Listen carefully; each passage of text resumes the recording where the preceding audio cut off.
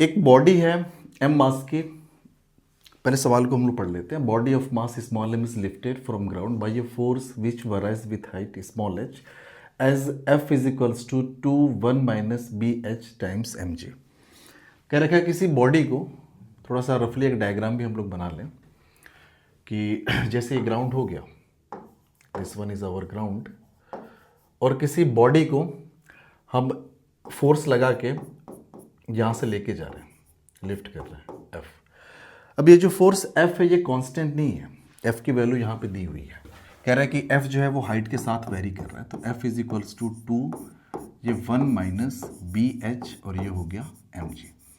ऐसा दिया हुआ कि डिफरेंट डिफरेंट हाइट पे जो एफ की वैल्यू होगी वो अलग अलग होगी। ठीक है, तो अगर हम एट ग्राउंड की बात करें कि जब ये ऑब्जेक्ट ग्राउंड पे रहा होगा तो ग्राउंड पे तो एच इज इक्वल्स टू 0 हो जाएगा, भाई कोई हाइट ही नहीं है। तो जब एच इज इक्वल्स टू आप यहाँ पे 0 करोगे ना, तो ये एफ की वैल्यू जो होगी, तो ये एफ की वैल्यू जो होगी वो हो जाएगी 2mg के बराबर। ठीक है, एफ की वैल्यू कितनी हो जाएगी, 2mg के बराबर हो जाएगी। आप इस h को 0 करो, ये पूरा टर्म गायब हो गया, तो 2mg के बराबर। यानी कि यहाँ पे ग्राउंड से जब इसको उठाया गया उस वक्त ये जो फोर्स की वैल्यू थी वो थी 2mg के बराबर।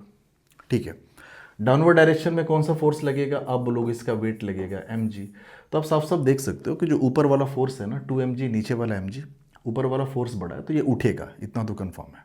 ठीक है, हमने मान लिया कि जब इसको हम उठा के ऊपर लेके जा रहे थे तो किसी पर्टिकुलर हाइट पे, सारा कैलकुलेशन एक जनरल हाइट के लिए हम पहले कर लेते हैं। ठीक है, तो यहाँ पे मान लिया हमने कि यहाँ से y हाइट ऊपर, भाई mg तो इसका फिक्स है, वो तो डाउनवर्ड डायरेक्शन में mg लगेगा ही लगेगा। और ये f इज इक्वल्स टू क्या हो जाएगा, तो भैया किस हाइट की हम बात कर रहे हैं, y हाइट पे बात कर रहे हैं ना, तो हम यहाँ पे लिखेंगे at h is equals to y, जो आपका फोर्स f होगा इस h के जगह पे आप y कर दो, तो ये हो जाएगा 2 टाइम्स 1 माइनस बी वाई और ये हो गया आपका mg।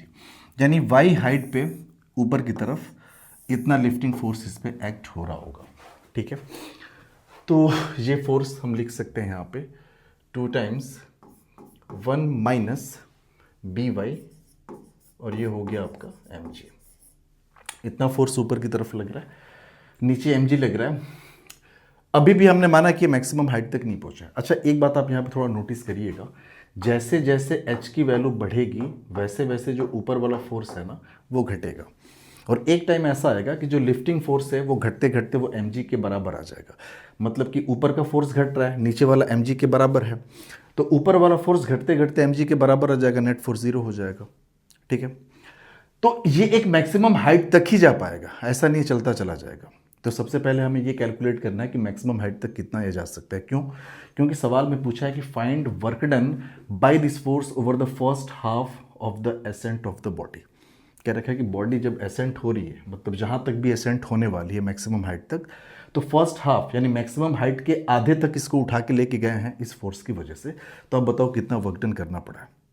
तो सबसे पहले मैक्सिमम हाइट तो निकाल लें, तब तो पता कर पाएंगे ना कि मैक्सिमम हाइट का आधा कितना है। तो हमारे दिमाग में पहली बात यह है कि मैक्सिमम हाइट हमें पता करनी है कि मैक्सिमम हाइट कितनी होने वाली है। ठीक है, अच्छा, जब इसको यहाँ से उठाया गया तो इसकी स्पीड कितनी आप लेंगे, 0 लेंगे। सारा कुछ रेस्ट से यहाँ पे कहानी की शुरुआत हुई है। ये मैक्सिमम हाइट मान लेते हैं कि यहाँ तक गया, तो यहाँ भी स्पीड कितनी हो जाएगी, अब बोलोगे 0 हो जाएगी। और यहाँ पे ये हमने मान लिया कैपिटल H, कि कैपिटल H ये मैक्सिमम हाइट तक जा रहा है। ठीक है, अब जरा ये y हाइट पे कुछ कैलकुलेशंस हम करने जा रहे हैं। ठीक है, तो जो फ्री बॉडी डायग्राम है ना, एक बार हम फिर से बना रहे हैं, और वो पर्टिकुलरली बना रहे हैं y हाइट के लिए। ठीक है, तो ऑब्जेक्ट हमारा है y हाइट पे। ठीक है, ये हमारा ग्राउंड है और यहाँ से y हाइट पे है, ये आपका हो गया y। इस पे लगने वाले फोर्सेस, तो mg आपका डाउनवर्ड डायरेक्शन में लग रहा है। ऊपर वाला फोर्स हमने अब भी देखा, h इक्वल्स टू वाई पे ऊपर जो फोर्स लग रहा है f is equals to 2 times 1 minus B Y times mg, ये लग रहा है। ऊपर की तरफ एक्सेलरेशन हमने मान रखा है a। ठीक है, तो net force equals to mass into acceleration. तो net force F net is equals to mass into acceleration. Net force ऊपर वाला फोर्स माइनस नीचे वाला फोर्स, क्योंकि एक्सेलरेशन ऊपर की तरफ है, तो ये हो जाएगा एफ माइनस नीचे M G is equals to mass into acceleration. F की वैल्यू हमने रखी 2, 1 माइनस बी वाई, और ये हो गया M G minus M G is equals to mass into acceleration. आप ध्यान से देखो तो एम एम एम ये कैंसिल आउट हो गया। यहाँ पे ज़रा हम ब्रैकेट को ब्रेक करते हैं, ठीक है। ब्रैकेट को जब भी आप ब्रेक करोगे तो ये हो गया 2 और जी से मल्टीप्लाई होगा तो 2g माइनस ये 2g से इसमें मल्टीप्लाई होगा तो ये हो गया bgy, और ये माइनस यहाँ पे एक g बचा है इज इक्वल्स टू a, ठीक है। 2g माइनस g ये हो जाएगा g के बराबर, so g minus 2bgy is equals to a, ठीक है। अब सवाल ये उठता है क्या ये एक्सेलरेशन कांस्टेंट है? तो नहीं, ये कांस्टेंट नहीं है। आप ध्यान से समझिएगा भाई, y ग्राउंड से हाइट है और जैसे जैसे y की वैल्यू बढ़ेगी आप देखोगे कि a की वैल्यू जो है वो डिक्रीज होगी। तो आप यहाँ पे कह सकते हो कि y जैसे जैसे इंक्रीज होगा जो एक्सेलरेशन है वो डिक्रीज होगा, मतलब acceleration is not a constant. तो सिर्फ हम इसको a लिख के नहीं छोड़ सकते।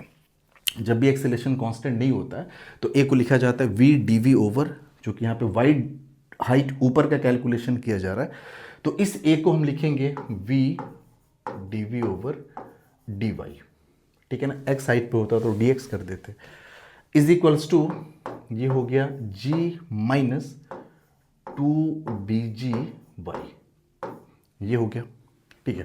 हमने मान लिया कि इस पर्टिकुलर इंस्टेंट पे जो इसके पास स्पीड थी वो कितनी थी, v के बराबर थी, ओके। अब दोनों तरफ हमने इंटीग्रेट करना है। dy को पहले तो इधर लेके चले जाए तो ये आपका हो जाएगा v dv is equals to g minus 2bgy, और ये हो गया dy। दोनों तरफ इंटीग्रेट, इधर भी इंटीग्रेट इधर भी इंटीग्रेट। पूरी कहानी की शुरुआत कहाँ से हुई थी भाई? ग्राउंड से हमने उठाया था ना इसको, हम इसको ग्राउंड से उठा के ले जाना शुरू किए थे। तो y की वैल्यू शुरू में क्या थी, 0, जब ये ग्राउंड पे ही था, और मैक्सिमम हाइट तक लेके गए तो y बराबर कितना हो गया, h के बराबर हो गया। तो 0 से लेकर h हमने लिमिट लगा दी। अभी मैक्सिमम हाइट पे नहीं लेके जाओ, सॉरी, आप y तक का ही कैलकुलेशन करो। 0 से लेकर हम y तक लेके गए, ग्राउंड से उठाया, स्पीड 0 थी, y हाइट पे जो स्पीड है वो हमने मान रखा है v। इधर आपका हो जाएगा v²/2, तो ये आपका हो जाएगा v²/2, और लिमिट लग गई 0 से लेकर v, ठीक है। g dy, तो इसका हो जाएगा gy, ये आपका हो जाएगा gy, और लिमिट आपकी लग गई 0 से लेकर y, माइनस 2bg, ये तो कांस्टेंट है, y का हो जाएगा y²/2, ये y²/2 हो गया, लिमिट यहाँ पे 0 से लेकर y, ठीक है। अब अपर लिमिट v रखेंगे, लोअर लिमिट 0 रखेंगे, तो लोअर लिमिट आप रखो ही नहीं, ये हो जाएगा v²/2, ठीक है, इज इक्वल्स टू यहाँ पे सिंपल हो जाएगा gy माइनस ये हो जाएगा 2bg, और ये हो जाएगा y²/2। अब देखोगे 2 से 2 यहाँ पे कैंसिल आउट हो जाएगा, ठीक है। तो हमारे सामने क्या मिला, हमारे सामने मिला v²/2 is equals to gy minus bgy², ऐसा मिला है। तो v² इक्वल्स टू कितना हो जाएगा, v² इक्वल्स टू हो जाएगा 2, और ये हो गया gy माइनस bgy², ठीक है। आप चाहो तो gy कॉमन कर सकते हो, ऐसा कुछ वो नहीं है। हम फिलहाल इसको यहीं पे छोड़ रहे हैं, अच्छा बताओ, जब ऑब्जेक्ट मैक्सिमम हाइट तक जा चुका होगा, हम आपसे ये बोलें कि at y is equals to h, यानी y is equals to h, जब उठा के मैक्सिमम हाइट तक लेके चले गए होंगे वहाँ पे तो स्पीड 0 हो जाएगी। आप बोलोगे y बराबर h पे v बराबर अब क्या लिख सकते हो, 0 लिख सकते हो, ठीक है। उसके ऊपर जाना ही नहीं है, अब वापस लौटना है उसको। तो v को यहाँ पे 0 करो, सो 0 इज इक्वल्स टू 2, और ये हो गया gy, y की जगह पे h करना है ना हमें, क्योंकि y बराबर h पे 0 है, तो gh माइनस bg, और ये हो जाएगा h², ठीक है। आप चाहो तो g को बाहर कर लो, ये 2 इधर आके 0 हो गया, g को बाहर करोगे इधर आके 0 हो जाएगा, तो कोई दिक्कत नहीं। तो हमारे सामने 0 इज इक्वल्स टू यहाँ पे मिला h माइनस h², और ये आपका b, ठीक है। तो b is equals to, B equals to मत लिखो, हमें तो h कैलकुलेट करना है ना, तो ये आपका b है। h कॉमन कर लो तो आपका मिला 1 minus h into B is equals to 0। तो आपका h इज इक्वल्स टू मिल जाएगा 1/b। भाई h बराबर 0 का तो कोई सेंस नहीं बनता, मैक्सिमम हाइट हमें निकालनी है, तो 1/b मैक्सिमम हाइट तक वो जाएगा। यानी कहने का मतलब कि जहाँ से हमने प्रोजेक्ट किया, तो हमने प्रोजेक्ट किया कहाँ से, यहाँ से प्रोजेक्ट किया हमने, यानी y बराबर 0 से प्रोजेक्ट किया, और ये मैक्सिमम कहाँ तक जाएगा वो अभी हमने कैलकुलेट किया कि y बराबर h तक जाएगा, और h की वैल्यू हम कैलकुलेट कर चुके हैं 1/b के बराबर है। ठीक है ना, ये चीज़ हमने कैलकुलेट कर ली। हमें इस पूरे सवाल में बताना है कि जब ये असेंडिंग के दौरान हाफ डिस्टेंस पे था, मतलब h/2 पे था, यानी कितनी पे, h/2 पे, तो बताओ कितना वर्क डन हुआ है। ये हमें वर्क डन बताना है बाई एक्सटर्नल फोर्स, जो भी एक्सटर्नल फोर्स, जो लिफ्टिंग फोर्स है, इसको हम लेके जा रहे थे। चलो यहाँ पे दिखा दे रहे हैं कि ये फोर्स यहाँ पे क्या है, F फोर्स से हम लेके जा रहे थे उसका। ठीक है, वो हमें बताना है। चलो कोई दिक्कत नहीं, सारा कैलकुलेशन फिर से वही, ये हमारा रहा ग्राउंड, ग्राउंड से उठा के हम पर्टिकुलर y हाइट तक लेके गए उससे, ये आपका हो गया y, उस पे ऊपर की तरफ force F is equals to क्या लग रहा होगा, तो एक्सप्रेशन फिर से हमें लिखना पड़ेगा कि y हाइट पे, हाँ, force 2 1 minus B Y M G, तो ये है 2 1 माइनस बी वाई, और ये आपका हो गया एम जी। इतना फोर्स इस पे लग रहा है। हमने माना कि छोटा सा इसके अंदर डिस्प्लेसमेंट हुआ, और वो जो डिस्प्लेसमेंट है ना, वो डी वाई का डिस्प्लेसमेंट हुआ। कितने का डिस्प्लेसमेंट हुआ, डी वाई का डिस्प्लेसमेंट हुआ due to this external force. तो हमने छोटा सा पहले वर्क डन कैलकुलेट करना है यहाँ से लेकर यहाँ तक का। ठीक है, तो हम लिखेंगे work done for small displacement D Y.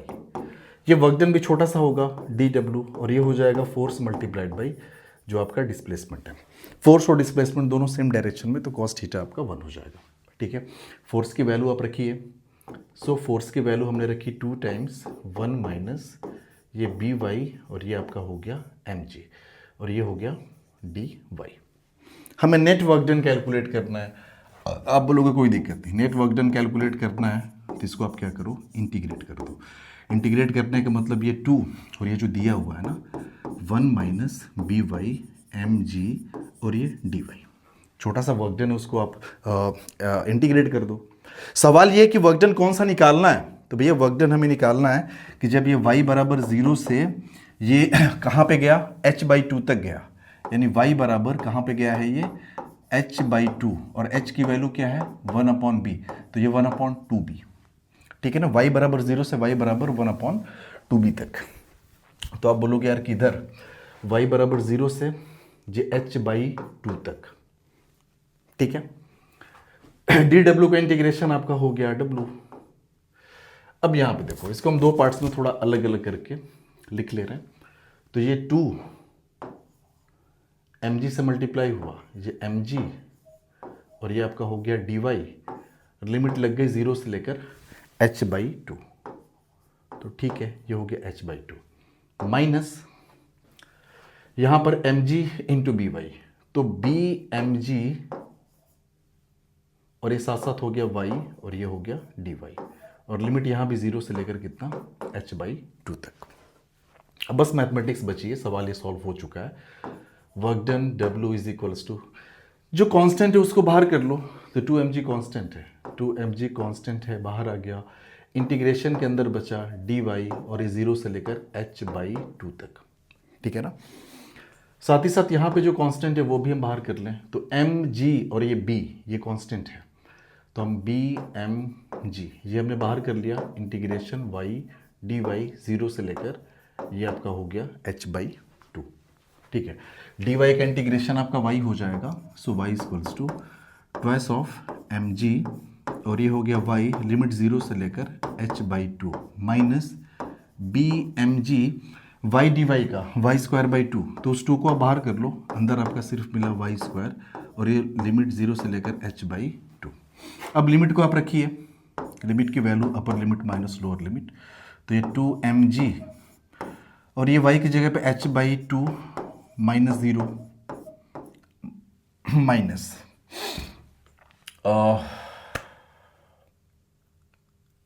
ठीक है, ये हो गया B M G by two, और y की जगह पे h बाई टू, तो ये आपका हो जाएगा h स्क्वायर बाई टू। ठीक है, माइनस 0 लिखो ना लिखो कोई फर्क नहीं पड़ता, ये आप देखोगे यहाँ से तो ये 2 से ये कैंसिल आउट हो जाएगा। ठीक है, तो W इक्वल्स टू मिला mgh माइनस, ये आपका हो गया 1/4, 2 2 ज़ा 4 bmg, ये bmg, और ये आपका हो गया h स्क्वायर। h की वैल्यू है क्या? तो h की वैल्यू आप देखोगे तो हमने निकाली थी ये h बाई टू की जगह पे हम 1/2 भी लिख सकते हैं। ठीक है ना, 1/2 टाइम्स स्मॉल भी लिख सकते हैं। अब वो आप लिख दीजिए, तो कहाँ गया इंटीग्रेशन, यहाँ पे ये हो गया mg, तो h हमने कैलकुलेट किया, ये आया 1/b माइनस 1/4, ये b यहाँ पे रह जाएगा mg, और h की जगह पे 1/b, तो b का स्क्वायर हो जाएगा। ठीक है ना, h हमने कैलकुलेट किया था, तो ये क्या हो गया, ये कैंसल आउट हो गया, ये कैंसल आउट हो गया। ठीक है, तो ये मिला mg by b minus 1/4 mg, और ये नीचे एक आपका b बचा रह जाएगा।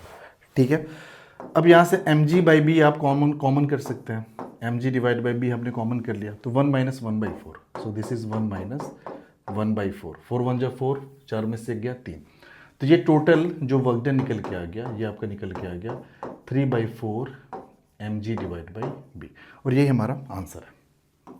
ठीक है ना, तो इसमें बस लिमिट वगैरह का थोड़ा सा आपको कैलकुलेशन में ध्यान देना है। 0 से h बाई टू हमने लिमिट लगाई, और फाइनली लास्ट में h की वैल्यू जो हमने 1/b कैलकुलेट की थी कि मैक्सिमम कितना ये हाइट तक जाएगा, वो हमने यहाँ पे रख दिया। ठीक है, h की value 1/b, so this is our answer. अब बढ़ते हैं अपने अगले सवाल की तरफ।